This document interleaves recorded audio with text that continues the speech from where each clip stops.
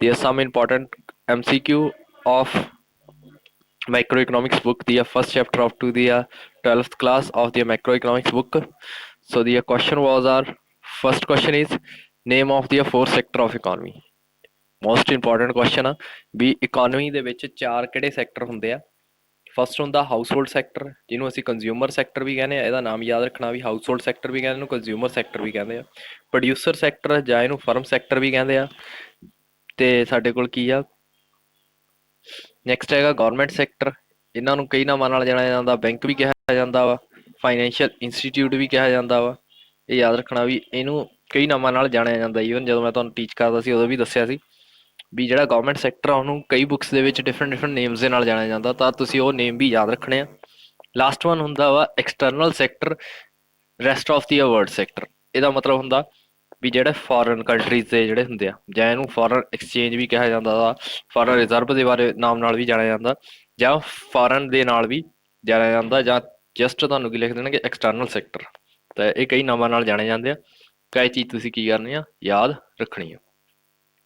Next ਇੱਕ ਹੋ ਗਿਆ ਵੀ ਇੰਟਰਮੀਡੀਏਟਰ ਡਿਫਾਈਨ ਕਰਨਾ ਸੀ। ਇੰਟਰਮੀਡੀਏਟਰ ਗੁੱਡਸ ਉਹ ਕਿਹੜੀਆਂ ਹੁੰਦੀਆਂ ਨੇ? ਦੇਖੋ ਇਹ ਗੁੱਡਸ ਹੁੰਦੀਆਂ ਨੇ the intermediate goods are those goods which are within the boundary line of the production and not ready to use by their final users. So these goods are purchased for the further sale or they are used as a raw material of a producer. ਦੇਖੋ ਜੀ ਹੁਣ intermediate goods ਕਿਹੜੀਆਂ ਹੁੰਦੀਆਂ ਨੇ? ਉਹ ਚੀਜ਼ਾਂ ਜਿਹੜੀਆਂ ਕੀ ਨੇ ਇੱਕ ਜਿਹੜਾ ਬੰਦਾ ਹੁੰਦਾ ਉਹਦੀ ਜਿਹੜੀ ਪ੍ਰੋਡਕਸ਼ਨ ਦੀ ਏਰੀਆ ਹੁੰਦਾ, ਯਾਨੀ ਕਿ ਸਾਡੀ ਫੈਕਟਰੀ ਆ, ਫੈਕਟਰੀ ਦੀ ਲਾਈਨ ਨੂੰ ਕ੍ਰਾਸ ਨਹੀਂ ਕਰਦਾ ਹੁੰਦਾ, ਉਹਦੇ ਵਿੱਚ ਹੀ ਰਹਿੰਦਾ ਹੁੰਦਾ। ਤੇ ਇਹ ਚੀਜ਼ਾਂ ਕੀ ਹੁੰਦੀਆਂ ਨੇ ਪ੍ਰੋਪਰ ਬਣ ਕੇ ਤਿਆਰ ਨਹੀਂ ਹੋਈਆਂ ਜਾਂਦੀਆਂ, ਜਾਣੀ ਕਿ ਫਾਈਨਲ ਯੂਜ਼ਰ ਕੌਣ ਹੁੰਦੇ ਆ? ਕੰਜ਼ਿਊਮਰ ਤੱਕ ਨਹੀਂ ਪਹੁੰਚਦੀ ਹੁੰਦੀ ਇਹ ਚੀਜ਼ਾਂ। ਠੀਕ ਹੈ ਜੀ, ਤਾਂ ਉਹਨੂੰ ਅਸੀਂ ਕੀ ਕਹਿੰਦੇ ਹਾਂ ਇੰਟਰਮੀਡੀਏਟ ਗੁੱਡਸ ਕਹਿ ਦਿੰਦੇ ਹਾਂ। ਇਹ ਜਿਹੜੀਆਂ ਗੁੱਡਸ ਹੁੰਦੀਆਂ ਨੇ ਪਰਚੇਸਡ ਕਰ ਦਿੰਦੇ ਅਸੀਂ ਫਰਦਰ ਸੇਲ ਦੇ ਲਈ, ਤੇ ਇਹਨੂੰ ਯੂਜ਼ ਕੀਤਾ ਜਾਂਦਾ ਰॉ ਮਟੀਰੀਅਲ ਦੇ ਤੌਰ ਤੇ। ਠੀਕ ਹੈ ਜੀ, ਇਹ ਰॉ ਮਟੀਰੀਅਲ ਦੇ ਤੌਰ ਤੇ ਯੂਜ਼ ਕੀਤਾ ਜਾਂਦਾ ਪ੍ਰੋਡਿਊਸਰ ਦੇ ਥਰੂ। ਠੀਕ ਹੈ ਜੀ, ਥਰਡ ਜਿਹੜਾ ਵਾ ਥਰਡ ਹੈਗਾ what do you mean by consumption goods. Consumption goods ਕਿਹੜੀਆਂ ਹੁੰਦੀਆਂ ਨੇ? ਉਹ ਗੁੱਡਸ ਇਹਨਾਂ ਨੂੰ ਦੇਖੋ, ਇਹਨਾਂ ਨੂੰ ਕੰਜ਼ੰਪਸ਼ਨ ਗੁੱਡਸ ਨੂੰ ਕੀ ਕਿਹਾ ਜਾਂਦਾ? ਕੰਜ਼ਿਊਮਰ ਗੁੱਡਸ ਦੇ ਨਾਮ ਨਾਲ ਵੀ ਜਾਣਿਆ ਜਾਂਦਾ। ਇਹ ਨਾਮ ਯਾਦ ਰੱਖਣੇ ਆ। Are those goods which are directly used to satisfy ਦੀਆਂ ਹਿਊਮਨ ਵਾਂਟਸ। ਉਹ ਚੀਜ਼ਾਂ ਜਿਹੜੀਆਂ ਕਿ ਸਿੱਧੀਆਂ ਹਿਊਮਨ ਵਾਂਟਸ ਨੂੰ ਪੂਰਾ ਕਰਦੀਆਂ ਨੇ, ਤੇ ਉਹਨੂੰ ਅਸੀਂ ਕੀ ਕਹਿੰਦੇ ਹਾਂ ਕੰਜ਼ੰਪਸ਼ਨ ਗੁੱਡਸ ਕਹਿੰਦੇ ਹਾਂ, ਜਾਂ ਇਹਨੂੰ ਵੀ ਕੀ ਕਿਹਾ ਜਾ ਸਕਦਾ ਫਾਈਨਲ ਗੁੱਡਸ ਵੀ ਕਿਹਾ ਜਾ ਸਕਦਾ। ਇਹ ਯਾਦ ਰੱਖਣਾ ਅਸੀਂ ਵੀ ਇਹਨਾਂ ਨੂੰ ਫਾਈਨਲ ਗੁੱਡਸ ਵੀ ਕਿਹਾ ਜਾਂਦਾ ਹੁੰਦਾ। ਕਿਉਂ ਕਿਹਾ ਜਾਂਦਾ? ਕਿਉਂਕਿ ਇਹ ਕੀ ਆ ਲਾਸਟ ਦੇ ਵਿੱਚ ਕੰਜ਼ਿਊਮਰ ਦੇ ਲਈ ਸੇਲ ਦੇ ਲਈ ਰੈਡੀ ਹੁੰਦੀਆਂ ਨੇ, ਵੀ ਇਹ ਜਾਣੀ ਕਿ ਕੰਜ਼ਿਊਮਰ ਨੂੰ ਸੋਲ ਆਊਟ ਕਰਨੀਆਂ ਹੁੰਦੀਆਂ ਨੇ, ਤਾਂ ਕਰਕੇ ਇਹਨਾਂ ਨੂੰ ਕੀ ਕਿਹਾ ਜਾਂਦਾ ਵਾ ਕੰਜ਼ੰਪਸ਼ਨ ਗੁੱਡਸ ਜਾਂ consumer goods, even final goods ਵੀ ਕਿਹਾ ਜਾਂਦਾ। ਦੇਖੋ for example ice cream, milk used by the household sector. ਠੀਕ ਹੈ ਜੀ, ਨੈਕਸਟ ਹੈਗਾ fourth question define the single use consumer goods or non durable goods. ਦੇਖੋ ਹੁਣ ਅਸੀਂ ਡਿਫਾਈਨ ਕਰਨੀਆਂ ਨੇ। ਇੱਕ ਤਾਂ ਜਿਹੜੀਆਂ ਸਿੰਗਲ ਯੂਜ਼ ਗੁੱਡਸ ਨੇ ਉਹ ਚੀਜ਼ਾਂ ਜਿਹੜੀਆਂ ਕਿ ਸਿਰਫ ਇੱਕ ਵਾਰ ਹੀ ਯੂਜ਼ ਕਰਦਾ ਕੰਜ਼ਿਊਮਰ। ਨਾਨ ਡਿਊਰੇਬਲ ਗੁੱਡਸ ਉਹ ਗੁੱਡਸ ਜਿਹੜੀਆਂ ਕੀ ਨੇ ਜ਼ਿਆਦਾ ਵਾਰ ਰਿਪੀਟ ਨਹੀਂ ਕੀਤੀਆਂ ਜਾਂਦੀਆਂ, ਜਾਣੀ ਕਿ ਇਹਨਾਂ ਦੋਹਾਂ ਦਾ ਮਤਲਬ ਸੇਮ ਹੀ ਆ। ਕੰਜ਼ਿਊਮਰ ਗੁੱਡਸ ਵੀ ਕਿਹਾ ਜਾਂਦਾ ਉਹਨਾਂ ਨੂੰ, ਜਾਂ ਉਹਨੂੰ ਕੀ ਕਿਹਾ ਜਾਂਦਾ ਡਿਊਰੇਬਲ ਗੁੱਡਸ ਵੀ ਕਿਹਾ ਜਾਂਦਾ ਵਾ। ਇਹ ਯਾਦ ਰੱਖਣਾ ਇਹਦਾ ਨੇਮ। ਦੇਖੋ ਇਹਦਾ ਆਨਸਰ ਕੀ ਆ? Single or non durable goods are those goods which can not be repeated to used for a purpose of consumption. ਉਹ ਚੀਜ਼ਾਂ ਜਿਹੜੀਆਂ ਕਿ ਵਾਰ-ਵਾਰ ਰਿਪੀਟ ਨਹੀਂ ਕੀਤੀਆਂ ਜਾ ਸਕਦੀਆਂ ਕੰਜ਼ੰਪਸ਼ਨ ਬੇਸ ਦੇ ਉੱਤੇ। ਜੇਕਰ ਅਸੀਂ ਉਹਨੂੰ ਇੱਕ ਵਾਰ ਖਾ ਲਈਏ ਤਾਂ ਸਾਨੂੰ ਓਨੀ ਹੀ ਸੈਟੀਸਫੈਕਸ਼ਨ ਤੋਂ ਮਿਲ ਜਾਵੇ, ਤੇ ਅਸੀਂ ਓਨੇ ਦੇ ਨਾਲ ਹੀ ਉਹਨੂੰ ਸਾਰ ਲਈਏ, ਜਾਣੀ ਕਿ ਉਹਨੂੰ 2 ਜਾਂ 3 ਵਾਰ ਯੂਜ਼ ਨਹੀਂ ਕੀਤਾ ਜਾਂਦਾ for purpose of consumption. Consumption ਦੇ ਪਰਪਸ ਲਈ ਉਹਨੂੰ 2 ਜਾਂ 3 ਵਾਰ ਯੂਜ਼ ਨਹੀਂ ਕੀਤਾ ਜਾਂਦਾ, ਸਿੰਗਲ ਵਾਰ ਹੀ ਯੂਜ਼ ਕਰਕੇ ਅਸੀਂ ਉਹਨੂੰ ਕੰਜ਼ਿਊਮ ਕਰ ਲੈਂਦੇ ਹਾਂ। ਨੈਕਸਟ ਕੀ ਆ? What is the semi durable goods. Semi durable goods ਕਿਹੜੀਆਂ ਹੁੰਦੀਆਂ ਨੇ? ਠੀਕ ਹੈ ਜੀ, ਨੈਕਸਟ ਆਨਸਰ ਹੈ ਜੀ ਸੈਮੀ ਡਿਊਰੇਬਲ ਗੁੱਡਸ ਉਹ ਗੁੱਡਸ ਹੁੰਦੀਆਂ ਨੇ which can not be used for a period of 1 year or slightly more. ਉਹ ਚੀਜ਼ਾਂ ਜਿਹੜੀਆਂ ਕਿ 1 ਸਾਲ ਜਾਂ 1 ਸਾਲ ਤੋਂ ਵੱਧ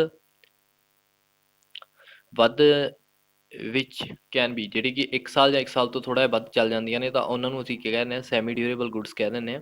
ਦੀਸ goods can not be a very high value. ਇਹਨਾਂ ਦੀ ਜਿਹੜੀ ਹਾਈ ਵੈਲਿਊ ਨਹੀਂ ਹੁੰਦੀ ਹੈਗੀ ਇਹ ਚੀਜ਼ਾਂ ਦੀ, ਯਾਨੀ ਕਿ ਇਹਨਾਂ ਦਾ ਪ੍ਰਾਈਸ ਤੇ ਦੂਜਾ ਇਹਨਾਂ ਦੀ ਕੁਆਲਿਟੀ ਜਿਹੜੀ ਹੁੰਦੀ ਉਹ ਇੰਨੀ ਜ਼ਿਆਦਾ ਵਧੀਆ ਨਹੀਂ ਹੁੰਦੀ, ਪਰਫੈਕਟ ਨਹੀਂ ਹੁੰਦੀ, ਬਟ ਫਿਰ ਵੀ ਇਹ ਕੰਮ ਚਲਾਊ ਹੁੰਦੀ ਹੈ ਜਿਹਨੂੰ ਅਸੀਂ ਯੂਜ਼ ਕਰ ਲੈਂਦੇ ਹਾਂ ਤੇ ਆਪਣੀ ਕੰਜ਼ੰਪਸ਼ਨ ਨੂੰ ਸਰਟੀਫਾਈ ਕਰਦੇ ਹਾਂ। ਸਿਕਸਥ ਹੈਗਾ ਵਾ ਵਟ ਮੈਂਟ ਬਾਈ ਦੀ ਆ ਪ੍ਰੋਡਿਊਸਰ ਗੁੱਡਸ। ਪ੍ਰੋਡਿਊਸਰ ਗੁੱਡਸ ਕੀ ਹੁੰਦੀਆਂ ਨੇ? ਉਹ ਗੁੱਡਸ ਜਿਹੜੀਆਂ ਕੀ ਆ ਜਿਹੜੀਆਂ ਕਿ ਅਸੀਂ ਫਰਦਰ ਪ੍ਰੋਡਕਸ਼ਨ ਦੇ ਲਈ ਯੂਜ਼ ਕਰਦੇ ਹਾਂ। ਜਿਹੜੀ ਅਸੀਂ ਫਰਦਰ ਪ੍ਰੋਡਕਸ਼ਨ ਦੇ ਲਈ ਯੂਜ਼ ਕਰਦੇ ਹਾਂ ਉਹ ਗੁੱਡਸ ਨੂੰ ਅਸੀਂ ਕਹਿੰਦੇ ਹਾਂ ਪ੍ਰੋਡਿਊਸਰ ਗੁੱਡਸ ਕਹਿੰਦੇ ਹਾਂ। It may be either raw material, ਇਹ ਰॉ ਮਟੀਰੀਅਲ ਵੀ ਹੋ ਸਕਦਾ ਵਾ, ਜਿਵੇਂ ਵੁੱਡਸ ਯੂਜ਼ ਕੀਤੀਆਂ ਜਾਂਦੀਆਂ ਨੇ ਚੇਅਰ ਬਣਾਉਣ ਦੇ ਲਈ, ਠੀਕ ਹੈ ਜੀ। ਜਾਂ ਇਹ ਕੀ ਹੈ ਸਾਡੀ ਫਿਕਸਡ ਐਸਟ ਹੁੰਦੀਆਂ ਨੇ, ਜਿਵੇਂ ਟਰੈਕਟਰ ਜਾਂ ਫਾਰਮਿੰਗ, ਠੀਕ ਹੈ ਜੀ। ਪ੍ਰੋਡਿਊਸਰ ਗੁੱਡਸ ਉਹ ਗੁੱਡਸ ਹੁੰਦੀਆਂ ਨੇ ਜਿਨ੍ਹਾਂ ਨੂੰ ਕੀ ਆ ਅਸੀਂ ਅੱਗੇ ਫਰਦਰ ਪ੍ਰੋਡਿਊਸ ਕਰਨਾ ਹੋਵੇ, ਜਿਵੇਂ ਤੁਸੀਂ ਕੀ ਆ ਲੱਕੜਾਂ ਕੱਟ ਲੈਂਦੇ ਆ, ਲੱਕੜਾਂ ਤੋਂ ਅਸੀਂ ਕੀ ਆ ਅੱਗੇ ਜੋ ਚੇਅਰ ਬਣਾਉਣੇ ਹੋਣ, ਕੱਪਬੋਰਡ ਬਣਾਉਣੇ ਹੋਣ ਤਾਂ ਉਹਨੂੰ ਯੂਜ਼ ਕੀਤਾ ਜਾਂਦਾ, ਜਾਣੀ ਕਿ ਉਹ ਕੀ ਆ ਰॉ ਮਟੀਰੀਅਲ ਵੀ ਬਣ ਸਕਦੀ ਆ ਤੇ ਫਾਈਨਲ ਗੁੱਡਸ ਵੀ ਬਣ ਸਕਦੀ ਆ, ਉਹ ਡਿਪੈਂਡ ਕਰਦੀ ਆ ਉਹਦੇ ਨੇਚਰ ਦੇ ਉੱਤੇ। ਤੇ ਰॉ ਮਟੀਰੀਅਲ ਤੁਹਾਨੂੰ ਦੱਸਤਾ ਵੀ ਇੱਥੇ ਕੀ ਹੁੰਦਾ, ਜਿਹੜੀਆਂ ਲੱਕੜ ਹੁੰਦੀਆਂ ਨੇ ਉਹ ਤੋਂ ਚੇਅਰ ਬਣਾਈਆਂ ਜਾਂਦੀਆਂ ਤਾਂ ਉਹ ਰॉ ਮਟੀਰੀਅਲ ਦੇ ਤਰੀਕੇ ਨਾਲ ਵਰਕ ਕਰਦੀ ਆ।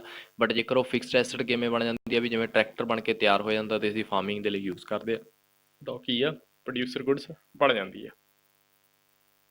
ਨੈਕਸਟ ਹੈਗਾ ਵਟ ਮੈਂਟ ਬਾਈ ਦੀਆਂ ਕੈਪੀਟਲ ਗੁੱਡਸ। ਹੁਣ ਕੈਪੀਟਲ ਗੁੱਡਸ ਕੀ ਹੁੰਦੀਆਂ ਨੇ, ਕਹਿੰਦੇ ਕੈਪੀਟਲ ਗੁੱਡਸ ਉਹ ਹੁੰਦੀਆਂ ਨੇ ਜਿਹੜੀਆਂ ਕਿ ਕਿਸੇ ਵੀ ਪ੍ਰੋਸੈਸ ਦੇ ਲਈ ਜਾਂ ਪ੍ਰੋਡਕਸ਼ਨ ਦੇ ਲਈ ਸੈਵਰਲ ਈਅਰਸ ਜਾਂ ਵਿਚ ਇਜ਼ ਦੀ ਹਾਇਰ ਵੈਲਿਊ, ਉਹ ਚੀਜ਼ਾਂ ਜਿਹੜੀਆਂ ਕਿ ਅਸੀਂ ਯੂਜ਼ ਕਰਦੇ ਹਾਂ ਪ੍ਰੋਡਕਸ਼ਨ ਪ੍ਰੋਸੈਸ ਦੇ ਲਈ ਤੇ ਕਾਫੀ ਲੰਬੇ ਸਮੇਂ ਤੱਕ ਚੱਲਦੀਆਂ ਨੇ ਤੇ ਇਹ ਤੋਂ ਕੀ ਆ ਸਾਨੂੰ ਹਾਇਰ ਵੈਲਿਊ ਮਿਲਦੀ ਹੈ, ਜਾਣੀ ਕਿ ਇਹ ਤੋਂ ਜਿਹੜਾ ਪ੍ਰਾਈਸ ਹੁੰਦਾ ਇਹਦਾ ਬਹੁਤ ਜ਼ਿਆਦਾ ਹਾਈ ਹੁੰਦਾ ਤੇ ਇਹ ਕੀ ਆ ਫਿਕਸਡ ਐਸਟ ਦੀ ਤਰੀਕੇ ਨਾਲ ਵਰਤੀਆਂ ਜਾਂਦੀਆਂ ਨੇ ਤਾਂ ਉਹਨੂੰ ਅਸੀਂ ਕੀ ਕਹਿੰਦੇ ਹਾਂ ਕੈਪੀਟਲ ਗੁੱਡਸ ਕਹਿੰਦੇ ਹਾਂ। ਜਿਵੇਂ ਕਾਰ, ਮੋਟਰਸਾਈਕਲ, ਕੋਈ ਵੀ ਵਹੀਕਲ ਲਗਾ ਲਓ ਤਾਂ ਉਹ ਸਾਰੀਆਂ ਕੈਪੀਟਲ ਨੇਚਰ ਦੀਆਂ ਨੇ ਕਿਉਂਕਿ ਉਹ ਲੰਬੇ ਸਮੇਂ ਤੱਕ ਚੱਲਦੀਆਂ ਨੇ।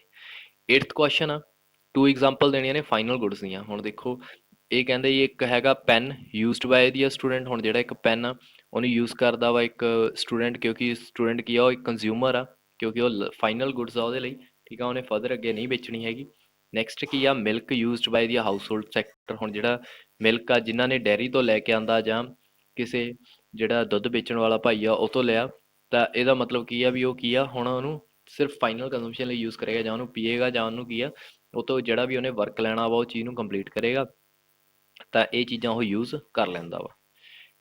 9th ਕੁਐਸਚਨ ਆ ਵਟ ਇਜ਼ ਇਨਵੈਸਟਮੈਂਟ। ਇਨਵੈਸਟਮੈਂਟ ਕੀ ਹੁੰਦੀ ਆ process of increase in stock of capital, ਵੀ ਜਿਹੜਾ ਕੈਪੀਟਲ ਦੇ ਸਟਾਕ ਨੂੰ ਇਨਕਰੀਜ਼ ਕਰ ਦੇਵੇ, ਜਾਣੀ ਕਿ ਪੈਸੇ ਨੂੰ ਹੋਰ ਵਧਾ ਦੇਵੇ, ਉਹਨੂੰ ਅਸੀਂ ਕਹਿੰਦੇ ਹਾਂ ਇਨਵੈਸਟਮੈਂਟ ਕਹਿੰਦੇ ਹਾਂ। ਜਿਵੇਂ ਕਿ ਅਸੀਂ ਕੋਈ ਜਗ੍ਹਾ ਲੈ ਲਈਏ ਤੇ ਉਹਨੂੰ ਬਾਅਦ ਵਿੱਚ ਸੇਲ ਕਰ ਦਈਏ, ਉਹ ਅਸੀਂ ਲਈ 2 ਲੱਖ ਦੀ, ਠੀਕ ਹੈ ਜੀ, ਤੇ ਉਹਨੂੰ ਜਦੋਂ ਵੇਚਿਆ ਉਹ ਕਿੰਨੇ ਦੀ ਵਿਕ ਗਈ 3 ਲੱਖ ਦੀ, ਤਾਂ 1 ਲੱਖ ਜਿਹੜਾ ਆਇਆ ਸਾਡਾ ਉਹ ਕੀ ਆ ਇਨਕਰੀਜ਼ ਇਨ ਸਟਾਕ ਆ ਜਾਂ ਇਨਕਰੀਜ਼ ਇਨ ਕੈਪੀਟਲ ਸਟਾਕ ਆ ਤਾਂ ਉਹ ਕੀ ਆ ਉਹਨੂੰ ਅਸੀਂ ਕਹਿੰਦੇ ਹਾਂ ਇਨਵੈਸਟਮੈਂਟ। ਨੈਕਸਟ ਹੈਗਾ ਵਾ what is the fixed investment. Fixed investment ਕੀ ਹੁੰਦੀ ਆ ਵੀ increase in stock of fixed asset, ਵੀ ਜਿਹੜਾ ਫਿਕਸਡ ਐਸਟ ਹੁੰਦੀਆਂ ਸਾਡੀਆਂ ਉਹਨਾਂ ਦੇ ਸਟਾਕ ਦੇ ਵਿੱਚ ਇਨਕਰੀਜ਼ ਹੋਵੇ, ਉਹਨੂੰ ਅਸੀਂ ਕਹਿੰਦੇ ਹਾਂ ਕੈਪੀਟਲ ਗੁੱਡਸ ਕਹਿੰਦੇ ਹਾਂ। ਲਾਈਕ ਪਲਾਂਟ ਮਸ਼ੀਨਰੀ ਤੇ ਪ੍ਰੋਡਿਊਸਰ ਜਿਹੜਾ ਹੁੰਦਾ ਡਿਊਰਿੰਗ ਏ ਕਾਊਂਟਿੰਗ ਈਅਰ ਉਹ ਫਿਕਸਡ ਇਨਵੈਸਟਮੈਂਟ ਕਰਦਾ ਹੀ ਰਹਿੰਦਾ ਵਾ। ਚਲੋ ਨੈਕਸਟ ਹੈ ਵਟ do you mean by the inventory investment. Inventory investment ਕੀ ਹੁੰਦੀ ਆ ਵੀ Chase in to the inventory stock during the year is called inventory ਜਬ ਇਨਵੈਸਟਮੈਂਟ ਆਫ ਦੀ ਪ੍ਰੋਡਿਊਸਰ, ਵੀ ਕੀ ਆ ਵੀ ਜਿਹੜਾ ਅਜਿਹਾ ਸਟਾਕ ਜਿਹਦੇ ਵਿੱਚ ਕੀ ਆ ਅਸੀਂ ਪੂਰੇ ਸਾਲ ਦੀ ਮਿਹਨਤ ਲਾਉਂਦੇ ਹਾਂ ਜਾਂ ਪੂਰੇ ਸਾਲ ਦਾ ਉਹਦੇ ਉੱਤੇ ਵਰਕ ਕਰਦੇ ਹਾਂ ਤੇ ਉਹ ਤੋਂ ਕੀ ਆ ਉਹਦੇ ਸਟਾਕ ਨੂੰ ਚੇਂਜ ਕਰ ਦਿੰਦੇ ਹਾਂ, ਜਾਣੀ ਕਿ ਜਿਹੜਾ ਸਾਡੇ ਕੋਲ ਮਾਲ ਪਿਆ ਹੁੰਦਾ ਉਹ ਵੱਧ ਜਾਂਦਾ ਵਾ ਤਾਂ ਉਹਨੂੰ ਅਸੀਂ ਕਹਿੰਦੇ ਹਾਂ ਇਨਵੈਂਟਰੀ ਇਨਵੈਸਟਮੈਂਟ। ਤੇ ਇਹਦਾ ਮੇਨ ਮੋਟਿਵ ਕੀ ਹੁੰਦਾ ਵੀ ਅਸੀਂ ਜ਼ਿਆਦਾ ਚੀਜ਼ਾਂ ਪ੍ਰੋਡਿਊਸ ਕਰੀਏ ਤੇ ਬਾਅਦ ਵਿੱਚ ਜਾ ਕੇ ਉਹੀ ਚੀਜ਼ਾਂ ਉਹਨੂੰ ਸੇਲ ਆਊਟ ਕਰ ਦਈਏ। ਲਾਸਟ ਕੁਐਸਚਨ ਹੈ ਇਸ ਸੈਸ਼ਨ ਦਾ what do you meant by to the consumption of fixed capital. ਵੀ ਜਿਹੜੇ ਫਿਕਸਡ ਕੈਪੀਟਲ ਦੀ ਅਸੀਂ ਕੰਜ਼ੰਪਸ਼ਨ ਕਰਦੇ ਉਹਦਾ ਮਤਲਬ ਕੀ ਆ, ਕਹਿੰਦੇ ਇਹਦਾ ਮਤਲਬ ਹੁੰਦਾ fixed capital consumption or depreciation refers to loss of to the value of fixed asset use of the account. ਕਹਿੰਦੇ ਵੀ ਜਿਹੜਾ ਕੰਜ਼ੰਪਸ਼ਨ ਆਫ ਫਿਕਸਡ ਐਸਟ ਦੇ ਨਾਮ ਨਾਲ ਵੀ ਜਾਣੀ ਜਾਂਦੀ ਹੈ ਜਾਂ ਉਹਨੂੰ ਡੈਪਰੀਸ਼ੀਏਸ਼ਨ ਵੀ ਕਿਹਾ ਜਾਂਦਾ। ਇਹਦਾ ਮਤਲਬ ਕੀ ਹੁੰਦਾ ਵੀ ਜਿਹੜੀ ਸਾਡੀ ਫਿਕਸਡ ਐਸਟ ਹੋਊਗੀ ਉਹਦੀ ਵੈਲਿਊ ਦੇ ਵਿੱਚ ਕੀ ਹੋਊਗਾ ਡਿਕਰੀਜ਼ ਆ ਜਾਊਗਾ ਜਾਂ ਉਹ ਘਟਣੀ ਸ਼ੁਰੂ ਹੋ ਜਾਊਗੀ ਤਾਂ ਉਹਨੂੰ ਅਸੀਂ ਕਹਿੰਦੇ ਹਾਂ ਕੰਜ਼ੰਪਸ਼ਨ ਆਫ ਫਿਕਸਡ ਕੈਪੀਟਲ ਜਾਂ ਡੈਪਰੀਸ਼ੀਏਸ਼ਨ। ਹੁਣ ਉਹ ਕਿਵੇਂ ਹੋ ਸਕਦੀ ਆ ਨਾਰਮਲੀ ਬੀਅਰ ਟੀਅਰ ਟੁੱਟ ਭੱਜ ਹੁੰਦੀ ਆ, ਨਾਰਮਲ ਰੇਟ ਆਫ ਐਕਸੀਡੈਂਸ਼ੀਅਲ ਡੈਮੇਜ ਜਿਹਦਾ ਐਕਸੀਡੈਂਟ ਹੋ ਜਾਵੇ ਤੇ ਉਹਦੇ ਕਰਕੇ। ਨੈਕਸਟ ਤੇ ਲਾਸਟ ਵਨ ਹੈਗਾ ਵਾ ਐਕਸਪੈਕਟਡ ਫॉर ਸੀਨਸ ਓਵੀਲੈਂਸਿਸ। ਤਾਂ ਇਹ ਜਿਹੜੀਆਂ ਕੀ ਹੁੰਦੀਆਂ ਨੇ ਇਹਨਾਂ ਦਾ ਮੇਨ ਵੇ ਹੁੰਦਾ ਵਾ ਕੰਜ਼ੰਪਸ਼ਨ ਆਫ ਫਿਕਸਡ ਕੈਪੀਟਲ ਨੂੰ ਘਟਾਉਣ ਦਾ ਜਾਂ ਵਧਾਉਣ ਦਾ, ਠੀਕ ਹੈ ਇਹ ਯਾਦ ਰੱਖਣਾ। ਡੈਪਰੀਸ਼ੀਏਸ਼ਨ ਨੂੰ ਕਿਹਾ ਜਾਂਦਾ ਹੁੰਦਾ ਕੰਜ਼ੰਪਸ਼ਨ ਆਫ ਫਿਕਸਡ ਕੈਪੀਟਲ। ਇਹ ਸੀਗੇ ਮੇਨ ਕੁਐਸਚਨ ਆਨਸਰ ਜਿਹੜੇ ਮੋਸਟਲੀ ਆਸਕ ਕੀਤੇ ਜਾਂਦੇ ਆ ਸਾਰਿਆਂ ਦੇ ਪੇਪਰਸ ਦੇ ਵਿੱਚ। ਇਹਦਾ ਥੋੜ੍ਹਾ ਜਿਹਾ ਹੋਰ ਰਹਿ ਗਿਆ ਕੁਐਸਚਨ ਤੇ ਉਹਦੀ ਡਿਸਕਸ਼ਨ ਮੈਂ ਨੈਕਸਟ ਪਾਰਟ ਦੇ ਵਿੱਚ ਕਰ ਲੂੰਗਾ। ਤੇ ਆਪਣਾ ਆਲਮੋਸਟ ਇਹ ਫਸਟ ਚੈਪਟਰ ਦੇ ਵਿੱਚ ਜਿਹੜੀਆਂ ਚੀਜ਼ਾਂ ਸੀਗੀਆਂ ਮੇਨ ਅਸੀਂ ਉਹਨੂੰ ਕੰਪਲੀਟ ਕਰ ਚੁੱਕੇ ਹਾਂ। ਆਈ ਹੋਪ ਤੁਹਾਨੂੰ ਇਹ ਸਹੀ ਚੀਜ਼ ਸਾਰੀਆਂ ਚੀਜ਼ਾਂ ਸਮਝ ਆਈਆਂ ਹੋਣਗੀਆਂ।